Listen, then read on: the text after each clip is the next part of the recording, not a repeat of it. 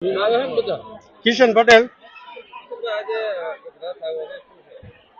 જ્યારે આજ વિશ્વ ઉમિયા ફાઉન્ડેશન જાજપુરથી મા ઉમાનો દિવ્ય રથ આવ્યો હોય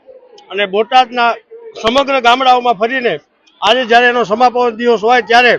દરેક ગામડાઓમાંથી અને દરેક સોસાયટીઓમાંથી જ્યારે અહીંયા પાટીદાર રેસિડેન્સી ખાતે ભવ્ય ઉત્સવ ઉજવાઈ રહ્યો હોય તેવી ભાવના સાથે અહીંયા પાટીદારો ભેગા થયા છે અને આની રેલી સ્વરૂપે અહીંયાથી ઉમાવિલા ખાતે જશે અને ત્યાં એક ધર્મસભાનું આયોજન કરેલું છે અને ત્યાંથી પછી દાંડિયા રાસ લઈ અને પાટીદારો છૂટા પડશે। દિલીપ સાબવા, પ્રવક્તા અને ઉપપ્રમુખ વિશ્વ ઉમિયા ફાઉન્ડેશન બોટાદ જિલ્લો।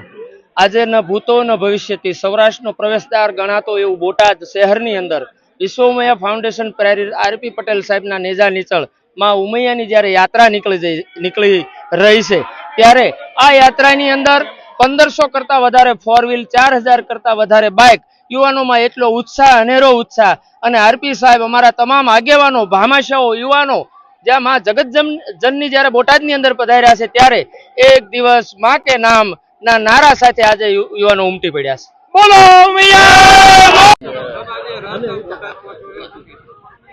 આજે વિશ્વ ઉમિયા ફાઉન્ડેશન અમદાવાદમાં જે વિશ્વ ઉમિયા ધામનું નિર્માણ કરી રહ્યું છે કે જ્યાં વિશ્વનું સૌથી ઊંચામાં ઊંચું જગતજનીમાં ઉમિયાના મંદિરનું નિર્માણ અત્યારે ગતિપૂર્વક ચાલી રહ્યું છે ત્યારે જગતજનીમાં ઉમિયાની આસ્થાને સમગ્ર વિશ્વમાં ઉજાગર કરવા માટે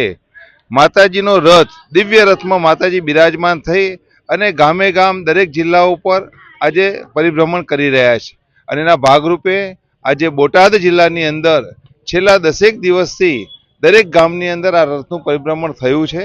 આજે બોટાદની અંદર એનું સમાપન છે ત્યારે બોટાદની અંદર લગભગ 10,000થી વધારે અહીંના પરિવારના તમામ વર્ગના પરિવારો આજે રથયાત્રામાં જોડાવાના છે અને રથયાત્રાના અંતે લગભગ 20,000થી પણ વધારે અહીંના બોટાદ શહેરના, બોટાદ જિલ્લાના, આજુબાજુના ગામના તમામ વર્ગના તમામ લોકોની એક જાહેર સભા થવાની છે અને એ સભાની અંદર જગતજનીમાં ઉમિયાના મંદિરનું નિર્માણ શા માટે,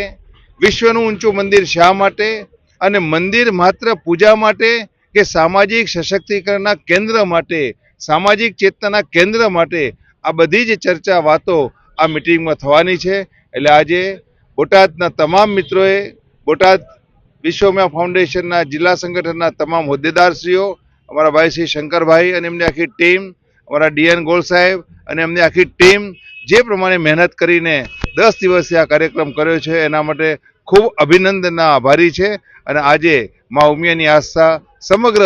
બોટાદ જિલ્લાની અંદર ઉજાગર થઈ છે એવું બધા જ પરિવારના સભ્યો અનુભવી રહ્યા છે।